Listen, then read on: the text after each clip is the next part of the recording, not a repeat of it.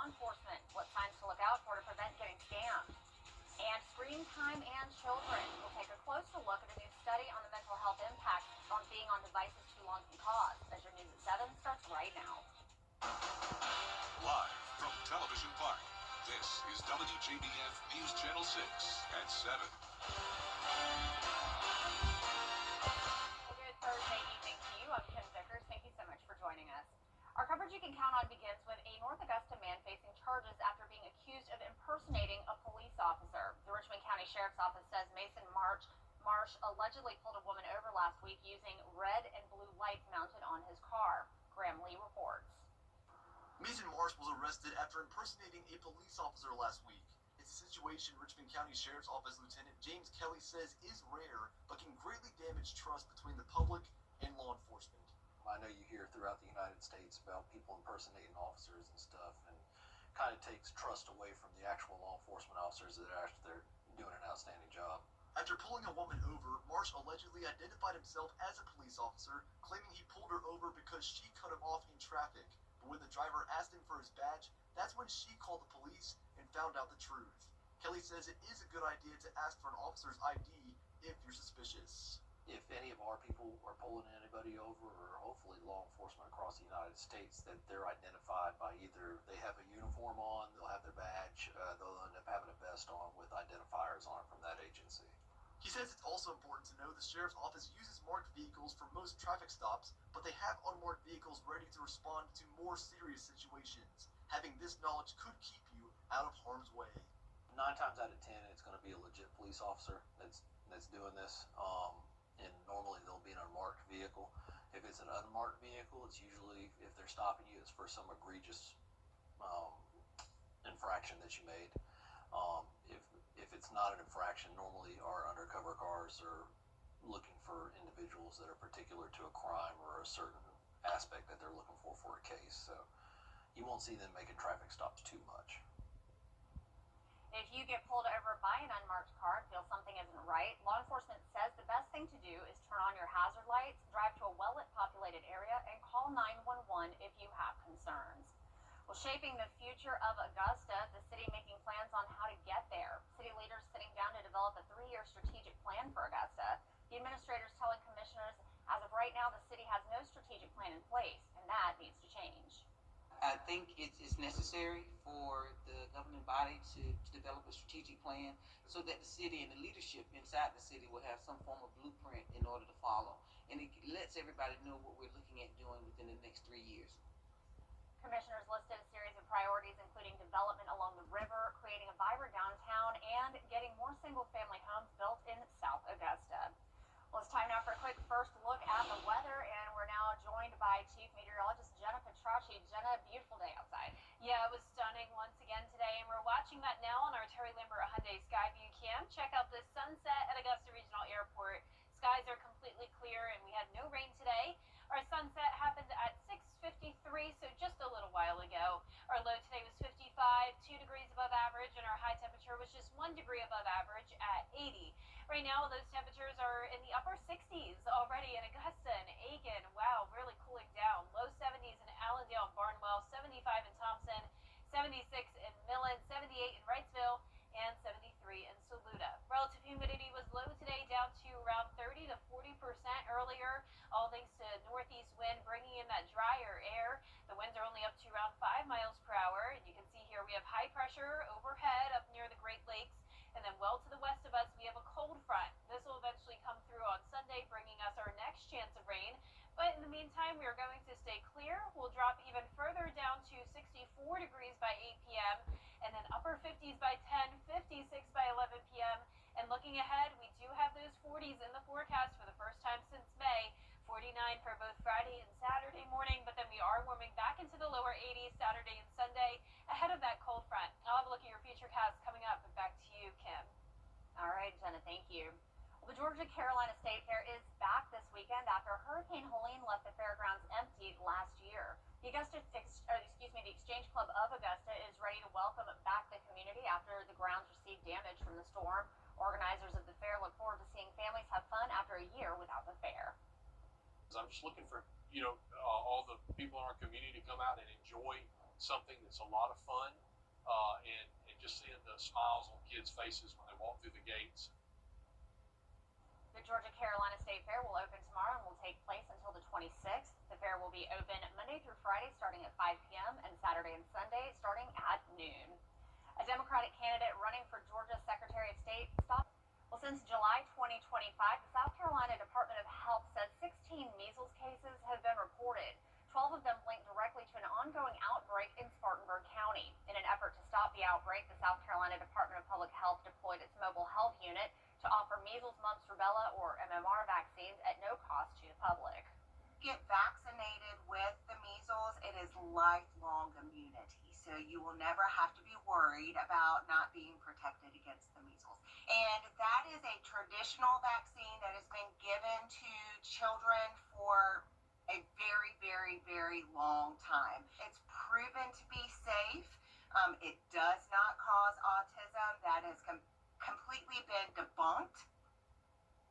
The DPH says getting vaccinated now can help avoid long-term quarantine for those who've been in contact with the virus. A new Pew Research study finds a strong link between too much screen time and poor mental health. The report says 9 out of 10 parents say their child watches too much TV, with data showing teenagers spending up to 8 hours a day on screens, including cell phones and tablets. Atlanta Bureau Chief Archit Seshadri explains.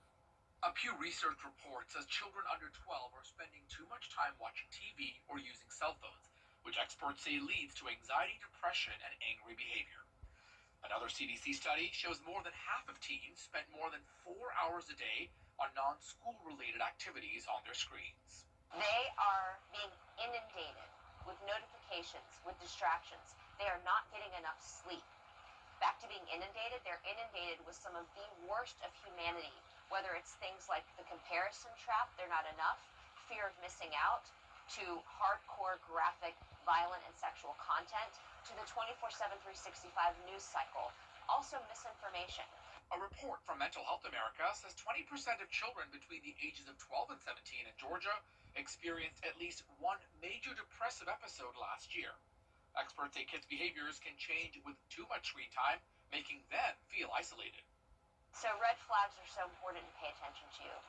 When you're looking for signs of depression and suicidal ideation and anxiety in children, look at their overall well-being. Are they sleeping more or less? Are they eating more or less?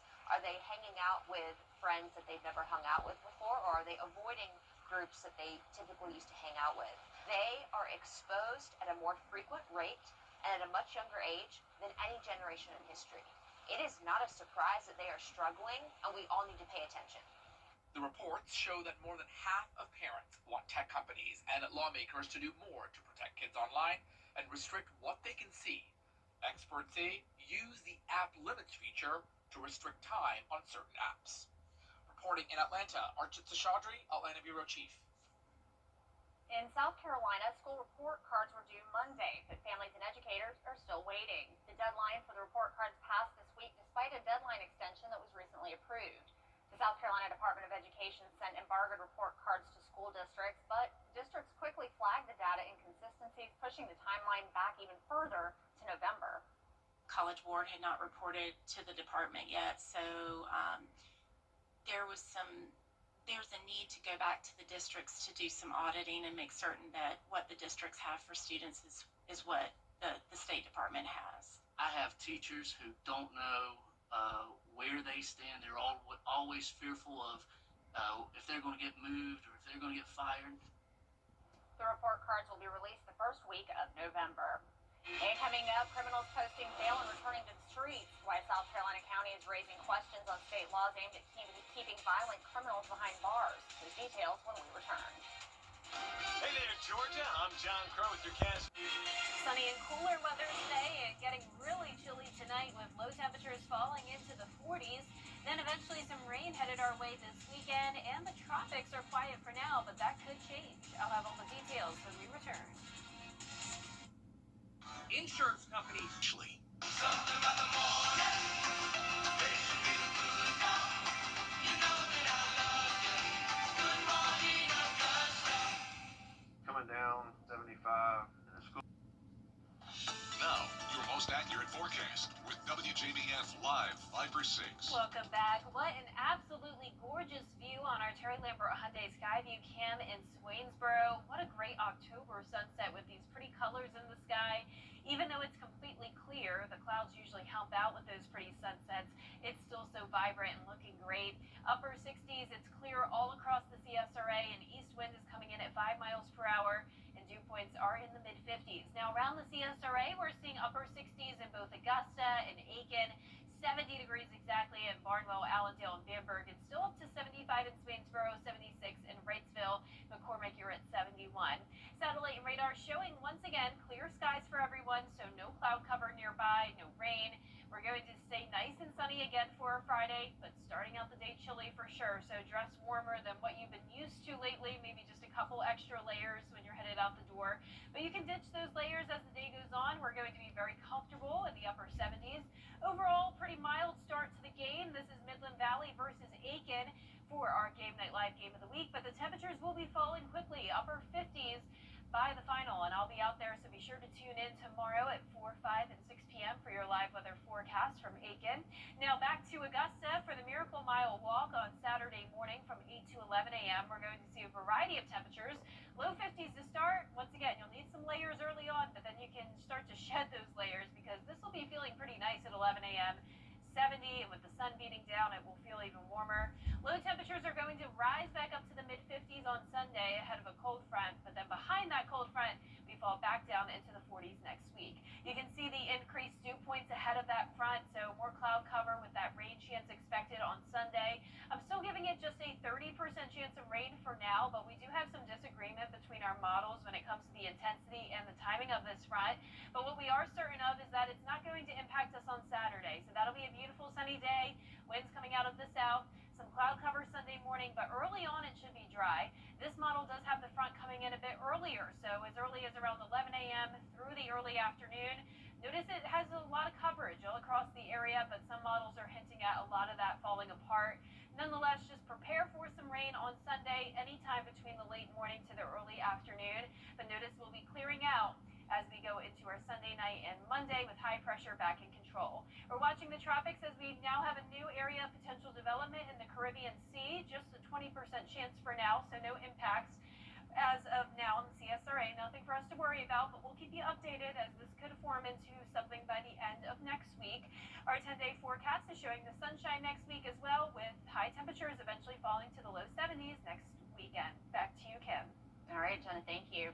Well, you have a chance to support a great cause and win a brand new car. WJBF and the Murphy Auto Group are teaming up with the Rotary Club of Augusta and the Dr. Mac Bowman Horizon Foundation to raffle off a 2025 Toyota Crown.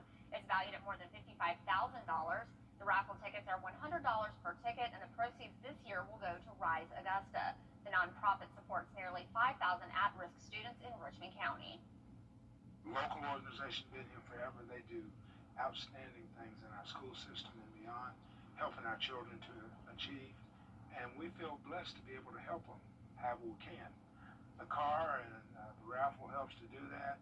Horizon looks at those things to advance and promote the health of our community, to provide hope in our community.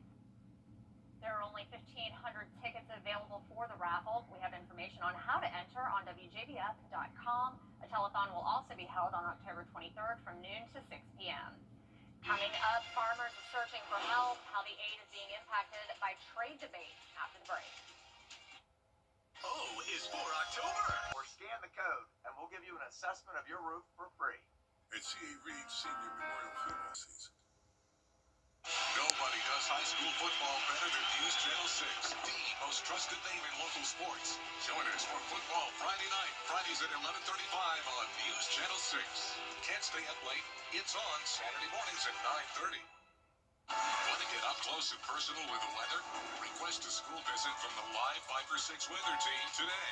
It's a cool and exciting way to bring the fun and fascination of weather to students of all ages.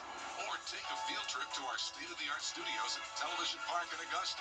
It's an interactive experience your class won't forget. Request a live 5 for 6 school visit or studio tour by signing up today at WJBF.com/school visit.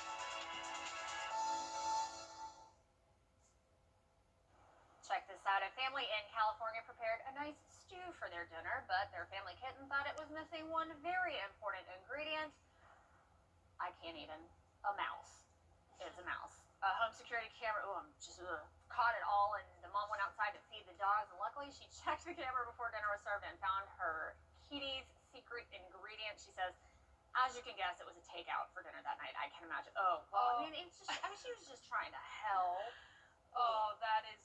My skin is crawling. Yeah, I have chills. I don't like that at all. I know. That is I know. so That's what I mean. disturbing. They're so sweet. They want to bring you dinner. They want to provide for you. It's very sweet, and you get why you do it, but it's a mouse in your food. I'm out. I'm just so glad they found it. Yes. Oh yeah. Can you imagine?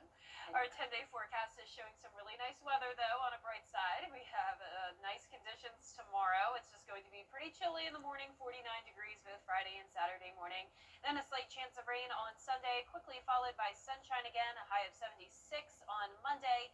Low temperatures in the mid to upper 40s again next week as well, and then we'll see those high temperatures fall all the way down to the low 70s by the following weekend. Oh, how I love fall. Me too. I can't wait. All right, well, that's all we've got for right now. Your next news is tonight right here on News Channel 6 at 11. Entertainment Tonight is next. Have a great night.